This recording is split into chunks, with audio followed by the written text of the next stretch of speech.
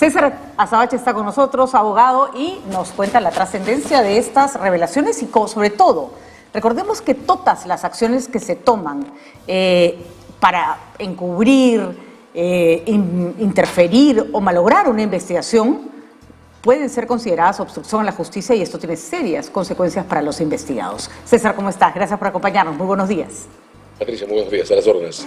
Bueno, complicado este caso, ¿no es cierto? Porque el gobierno quiere hacer pasar como que ellos no sabían nada y la verdad que un acto tan delicado, ¿no? Tan complicado, que puede tener tantas consecuencias, no parece que se pueda hacer a espaldas del ministro, por lo menos, ¿no? No tiene ningún sentido. A ver, si describimos la escena, si la miramos en perspectiva, creo que hemos llegado a una suerte de punto de equilibrio bajo cero, ¿no? Creo que esa construcción además puede utilizarse para describir una serie de asuntos públicos en el Perú de hoy, pero aquí hay un equilibrio bajo cero. De un lado, una investigación abierta, la primera en la historia de la República, contra un presidente en ejercicio en la Fiscalía. Del otro, un gobierno organizado para intentar, cada tanto, remover los fundamentos de esa investigación. Primero probaron cambiando al ministro González, la operación abortó. Ahora han probado este protocolo del memorándum de traslado, la operación abortó. Probablemente en unas semanas más tengamos otra escena semejante y también aborte, porque todas estas maniobras parecen intentar medir la reacción del Ministerio Público. Ajá. Creo que ya está bastante claro, mi impresión es que esta discusión ha terminado ya, que el Ministerio Público siempre puede pedir una orden judicial que detenga maniobras de este tipo o, en casos totalmente extremos, llegue hasta suspender al presidente en el ejercicio. El Ministerio Público está siendo muy celoso de esa bala de plata.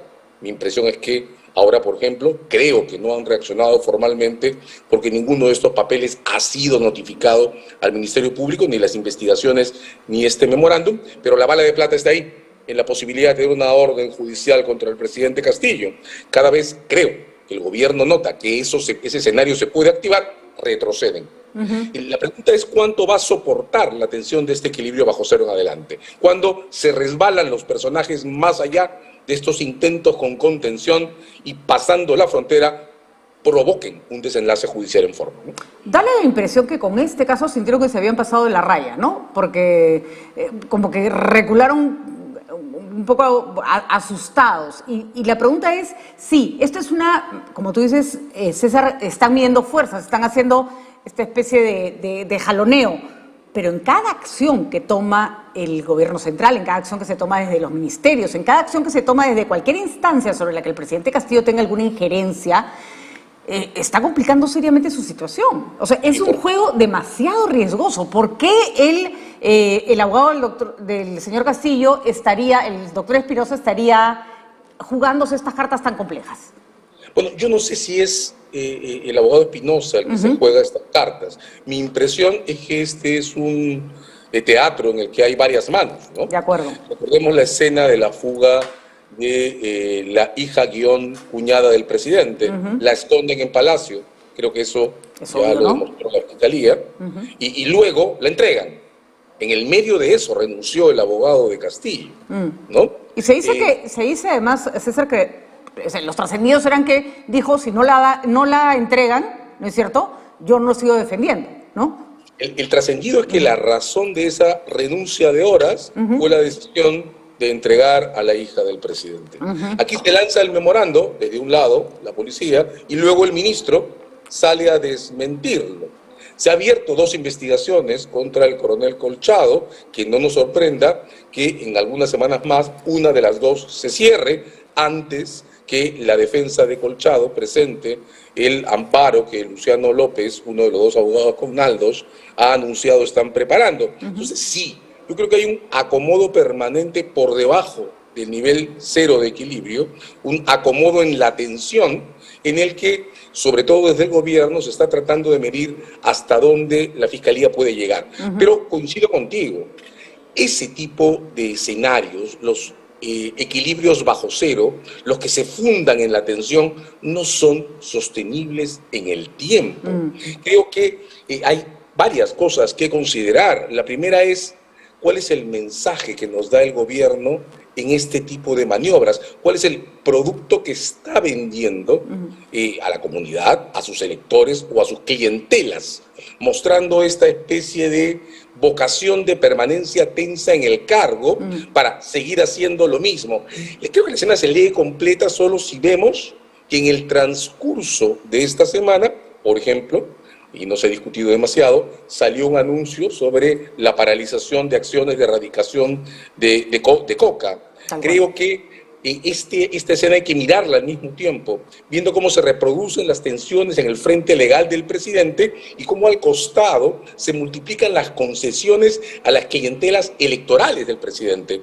¿Hay en este momento destrucción de dragas en la zona de minería ilegal o no la hay? ¿Qué está pasando en las peleas de la selva norte, en el Amazonas, entre madereros y comunidades nativas?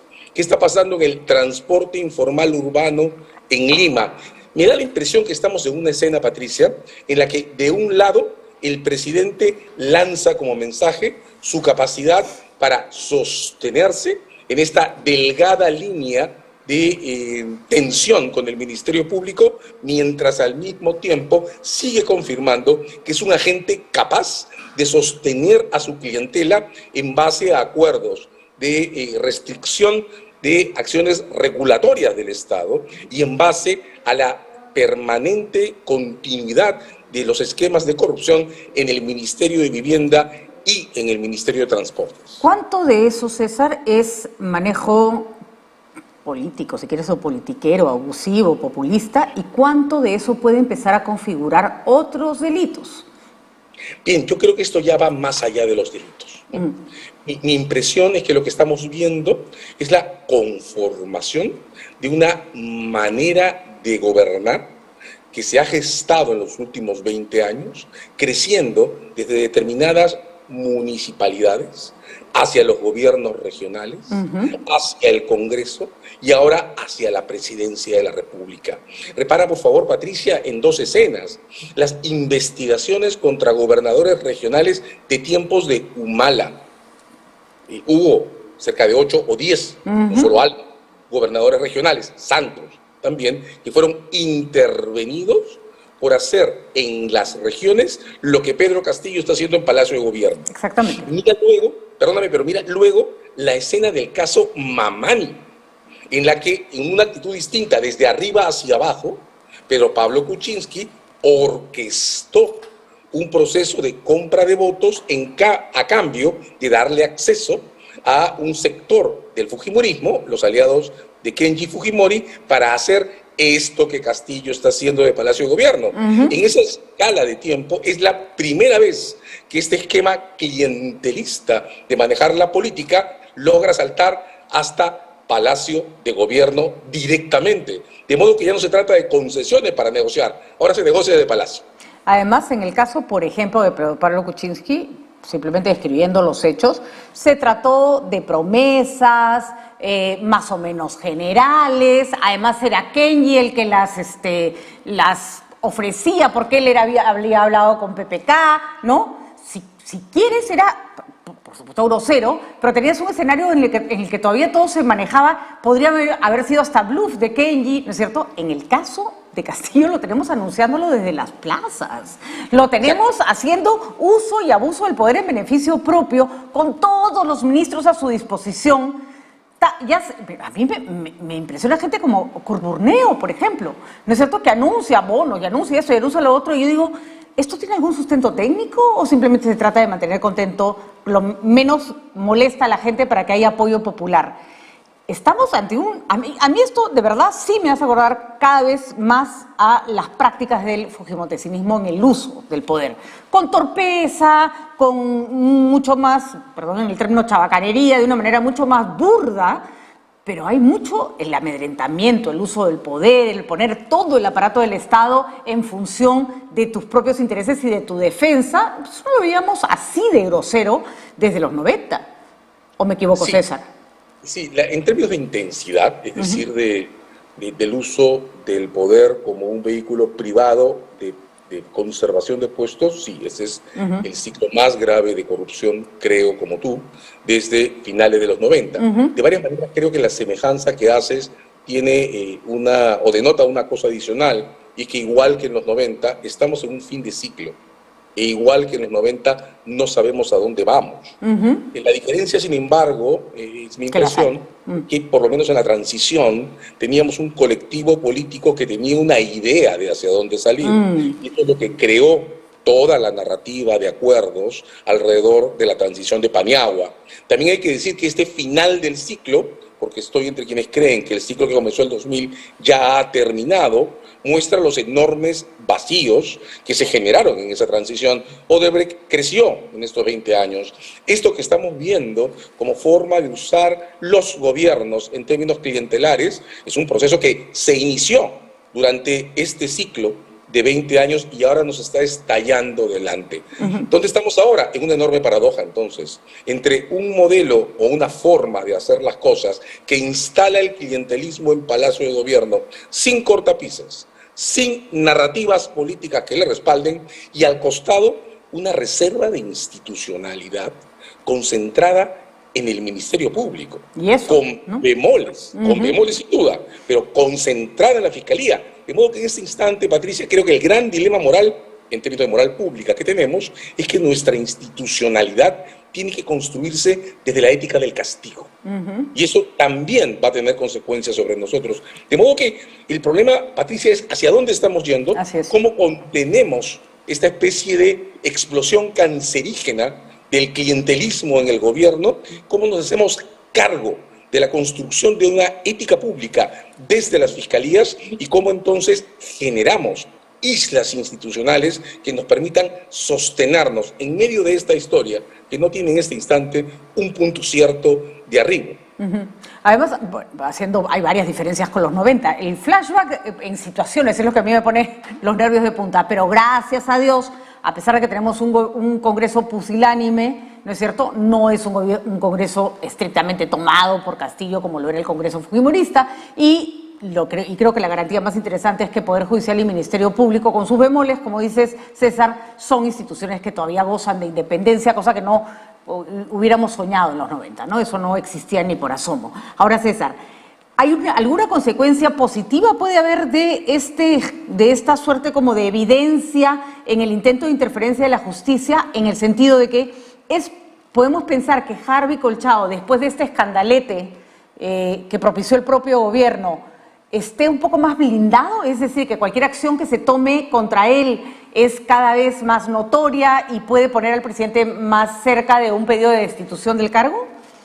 De hecho, lo sugeriste hace unos minutos, creo como tú, que cada maniobra de interferencia que el gobierno lanza y que fracasa en el camino, desgasta, solo que ellos no lo saben, desgasta también su propia capacidad de reacción. Y en el efecto acumulativo, el gobierno pierde. Lo que ocurre es que nuestra ansiedad es tan fuerte que queremos respuestas hoy, rápido, con el tiempo que nuestra frustración impone. Pero veamos las cosas con calma también y en perspectiva. Si nada cambia, el gobierno termina su ciclo en 4 años, pero 3 años es el tiempo normal que toma una investigación penal de este tipo.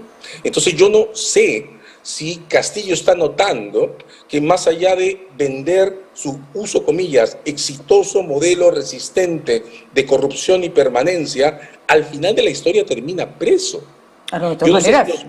Y no solo preso, además, César, sino con el sino de los expresidentes, que es a ver quién te defiende, porque ya no tienes poder, ya no van a estar tus ayayeros, el ministro de Cultura, el señor Torres van a salir disparados cada uno por su cuenta y el Castillo se va a quedar solo y además si el Perú queda, como sospechamos, en la ruina que va a quedar, porque este gobierno tiene un segundo problema, que es en realidad el primero, que no gobierna, ¿no es cierto? Encima va a haber una bronca enorme de parte de la población que va a pedir su cabeza, ¿no? Entonces, el futuro que Castillo no se va a librar de esto, va a aguantarlo, pero no se va a librar, ¿no? No se va a librar. De hecho, además, hasta ahora parece estar apostando a que su clientela lo sostenga, pero su clientela tampoco conforma todo el país, ¿no? No.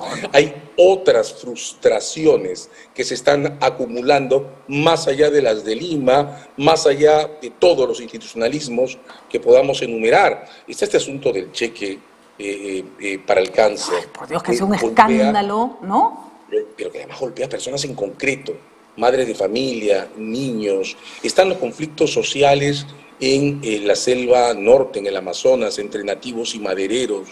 Está Espinar calentándose otra vez. De modo que a la larga es muy probable, Patricia, pero todavía no visible, que el desenlace no venga de la confrontación entre los institucionalismos y esta enorme erosión del poder que protagoniza Castillo, sino que venga dentro de ese enorme universo no diferenciado narrativamente que conforman nuestros sectores informales, porque no todos en la informalidad son madereros, traficantes de oro o explotadores de personas. También hay organizaciones sociales, hay emprendedores honestos, hay personas que necesitan crecer y que van a ser, creo, el foco real del final de esta historia.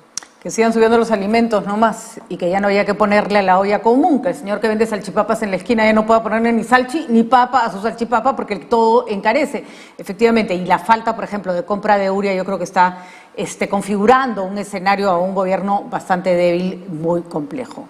Bueno, César, a estar atentos entonces y a esperar que Fiscalía logre defender sus fueros y seguir avanzando en la investigación, ¿no?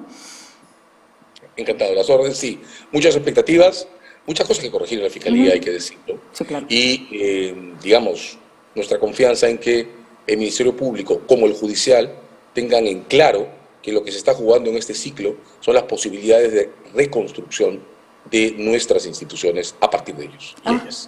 Es que tal empresa. Gracias, César, que tengas un muy buen día.